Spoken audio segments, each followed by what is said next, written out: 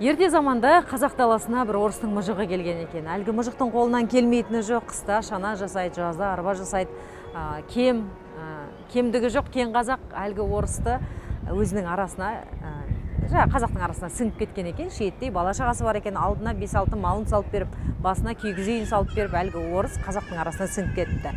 Біраз жылдар өткеннен кейін жаңа патшаға қарсы келдім, қудаланып келдім деген орыс, патша ауысты, билік ауысты, еліме қайтайын деп, ел ақсақалдарынан рұқсат сұрап, содан еліне қайтыпты. Еліне барған кезде сөйтсе, сол кісі сол заманның тыңшысы, яғни шпион екен. Сонда биліктің алдына барған әлгі кісіге енді сұрақ жауап қойылады. Сол кезде айтқан екен: ал қазақтың әлсіз тұсын біліп кел деп, біз сені қазақ даласына жібердік. Қазақтың әлсіз тұсы қай жерде екен деп. Сол кезде айтқан екен: қазақ мықты, еркегі мықты, 5-6 әйел алады, сол 5-6 әйелді бір ауылда ұстайды, бөлек-бөлек үй тігіп беріп.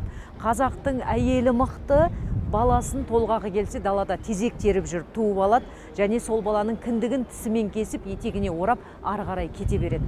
Қазақтың баласы мықты, анасының жатырынан атқып шығып, ердің қасына жармасады.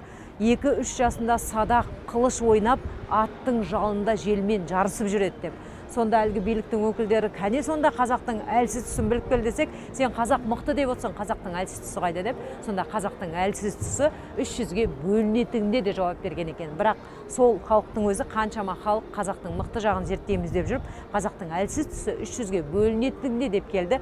Бірақ қазақтың ең мықты тұсы қан жағынан, тазалық жағынан, тектен келетін ақпарат жағынан, тарих жағынан, жазылмаған дала заңынан ең мықты қазақтың тұсы осы 300-ге бөлінетініне екенін ұмытып кеткен сияқты, байқамай қалған сияқты. Біз жалпы өзара бір-бірімізбен қырылысып, бір-бірімізбен текетірес, бір-бірімізбен бақталастық тудырып, бір-бірімізді көре алмай қызғаныш болып жүрсе де, басқа біреулер бізге келіп тиісіп жатса, мына 5 саусақ бір жұдырықтай болып жұмылып қалатындығымыз осы 300-ге бөлінгендігіміздің арқасында шығар. Сондықтан бөлінгенді бөрі жетпейді, бөлінбейік, қайта жүрсек те әрине руымызды, елімізді білгеніміз дұрыс, бірақ бірге отырып